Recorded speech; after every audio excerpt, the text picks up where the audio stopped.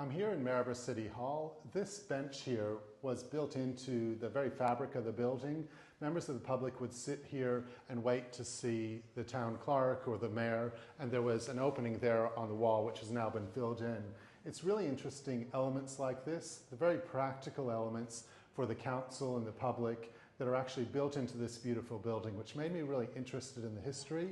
Maryborough City Hall has been a vitally important landmark physically, culturally, politically, and socially since 1908, but it's never had its own history book, which is why I've written this book, A Visit to Maryborough City Hall. You can pick up a copy here at the Visitor Information Centre at the end of this hall here.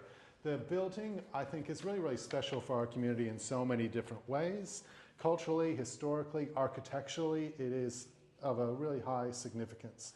I wrote the book to help people to have a more enriched experience whilst visiting this heritage-listed building. It's played such an important role in our history. Both the building and Town Hall Green have been really central to the city's political, social, and cultural progression.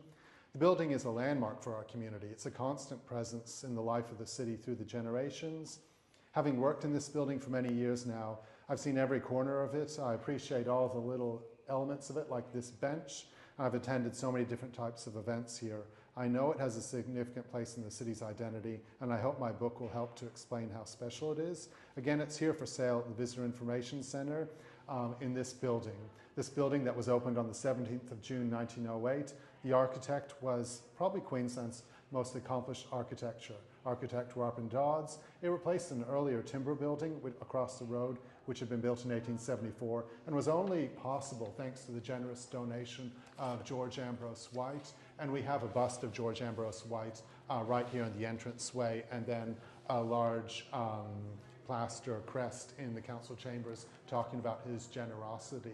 It's grown over the years and changed, adapted for the community. For example, the clock tower, it was built in 1934 and replaced the earlier flesh, which had a rooster on it. So it has grown, it's adapted, it's changed to the growing needs of our community, but it has stayed constant as this real symbol for our city's identity, as the council headquarters, but also just for civic progress more generally and cultural events. Please grab a copy, either at the Fraser Coast Libraries or here from the Visitor Information Centre.